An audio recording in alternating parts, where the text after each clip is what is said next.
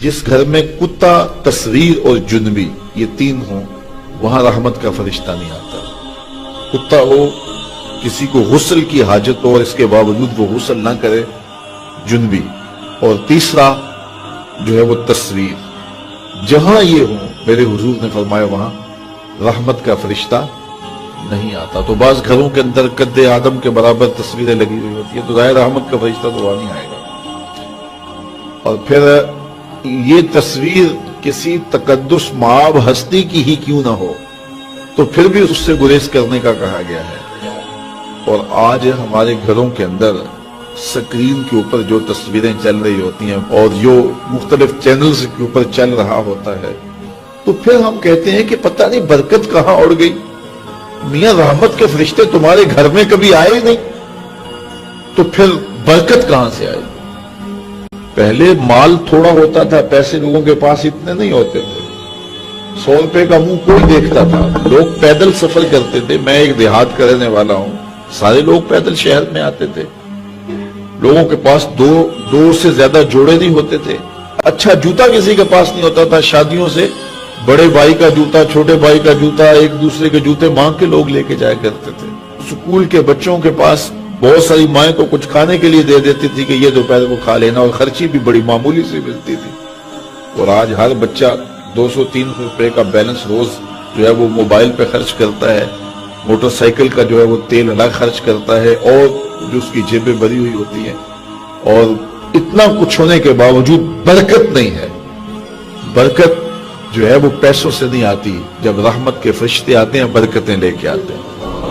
اور ہمارے گھروں کے اندر جو قدآور سکرینیں لگی ہوئی ہیں اس سے برکت اڑ گئی ہوئی ہے، اور اس پہ پھر کیا کیا دیکھا جا رہا ہے اور کیا کیا دکھایا جا رہا ہے، تو پورے ملک سے برکت اڑ گئی ہوئی ہے۔ پیسے کی فراوانی کے باوجود برکت باقی نہیں رہی۔ کثرت کچھ چیز نہیں ہے، برکت کچھ چیز ہے۔ تو اللہ سے کثرت کی بجائے برکت مانگو۔ جب برکت مانگو گے تو تھوڑے میں بھی اللہ تمہیں وہ سکون اور طمانینت قلب عطا کر دے گا جو زیادہ والوں کو بھی نصیب نہیں ہوتا۔ تو اصل مقصود تو طمانینت ہے۔ تو اپنی اولاد کو جو ہے وہ اپنے عمل کے ساتھ، اپنے رویے کے ساتھ صالحیت کی جانب لے کر کے جاؤ۔ قرآن مجید کی تلاوت معمول رہے گھر میں، اور 5 گانا نماز کے لیے گھر میں مصلی بچھیں، مائیں بہنیں بیٹیاں گھروں میں مصلی بچھائیں، اور مرد حضرات مسجد کا رخ کریں، تو پھر دیکھنا کہ اس کے اثرات مرتب ہونے لگے۔ ایک بندہ جا رہا تھا جنگل میں، تو اس نے دیکھا کہ ایک لومڑی ہے جس کے پاؤں بھی کٹے ہیں، ہاتھ بھی کٹے ہوئے۔ اس نے کہا مالک تو اس کو کیسے رزق دیتا ہوگا؟ تو وہ ایک درخت پہ چڑھ کے بیٹھ گیا۔ ایک شیر آیا، اس نے شکار کیا اور کچھ کھایا اور باقی بس خوردہ چھوڑ کے چلا گیا۔ یہ رینگتی ہوئی آگے بڑھی، اور وہ جو بچہ کھچا تھا اس نے وہ کھا لیا۔ تو اس کا بڑا یقین حامل ہو گیا۔ اس نے کہا کہ مالک تو کتنا کریم ہے، اس کو بھی رزق دیتا ہے۔ ایک غار میں جا کے بیٹھ گیا۔ جب وہ بے دست و پا لومڑی کو رزق دیتا ہے، انہیں تو پھر انسان۔ ایک پہر گزرا، 2 پہر گزرے، وہ ہاتف سے آواز آئی میرے بندے میں تجھے بھی دوں گا، لیکن شیر بن لومڑی نہ بن، شیر بن لومڑی نہ بن، کہ خود بھی کھاؤ اور اوروں کو بھی کھلا۔ تو قسمت کا ہے جو مل کے رہتا ہے۔ اب کوئی شیر بن کے لے لے یا لومڑی بن کے لے لے، حرام ذریعہ اختیار کر لے یا حلال ذریعہ اختیار کر لے، اب یہ ہمیں اس نے اختیار دیا ہے۔ فَلَنُحْيِيَنَّهُ حَيَاتًا طَيِّبَةً، اللہ فرماتا ہے کہ جو میرا ہو جائے پھر میں ستھری زندگی دے دیتا ہوں، میں پاکیزہ زندگی دے دیتا ہوں، میں نورانی زندگی عطا کر دیتا ہوں۔ تو یقیناً جو اس کے ہو جائیں پھر اللہ اس کا ہو جاتا ہے۔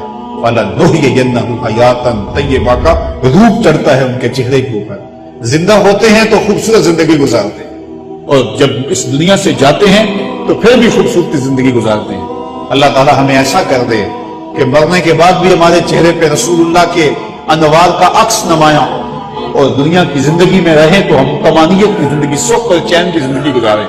صبح سے لے کر شام تک ٹینشن، مصیبت، پریشانیاں، کیا ضرورت ہے اتنا کچھ لینے کے لیے؟ درود پڑھتے جاؤ، زندگی گزارتے جاؤ، زندگی سوچی گزارو، زندگی اوکھی نہ گزارو۔ جو اللہ نے دے دیا اس پہ راضی ہو جاؤ، بس ٹھیک ہے۔ اگر کوئی لوگ تمہیں گالیاں دیتے ہیں، برا کہتے ہیں، کوئی بات نہیں، بھلیا لوکی تینوں کافر کافر آکڑ، تو آہو آہو آہو۔ کوئی تکلیفیں دیتا ہے پھر بھی پریشان نہ ہو، رزق تھوڑا ہے تب بھی پریشان نہ ہو، زیادہ ہے پھر بھی ٹینشن نہ لو۔ اللہ کا شکر ہے، اللہ نے جس حال میں رکھا ہے۔ اور سنو، میں کہتا ہوں کہ یہ ٹینشن فری حدیث ہے. حضرت علی المرتضیٰ فرماتے ہیں جو اللہ کے دیے گئے تھوڑے رزق پہ راضی ہو گیا اللہ قیامت کے دن اس کے تھوڑے عملوں پہ راضی ہو جائے. جو اللہ کے دیے تھوڑے رزق پہ راضی ہو گیا اللہ قیامت کے دن اس کے تھوڑے عملوں پہ راضی ہو گیا. تو خوش نصیب ہیں وہ لوگ جو اپنی زندگی کو اللہ کی رضا میں گزارتے ہیں اور اپنی آخرت کو بھی اس کی رضا کے سائے میں لے جاتے ہیں. اللہ تعالیٰ مجھے آپ کو اپنی رحمتوں کے سائے میں رکھے, دنیا آخرت کی بہاریں نصیب فرمائے.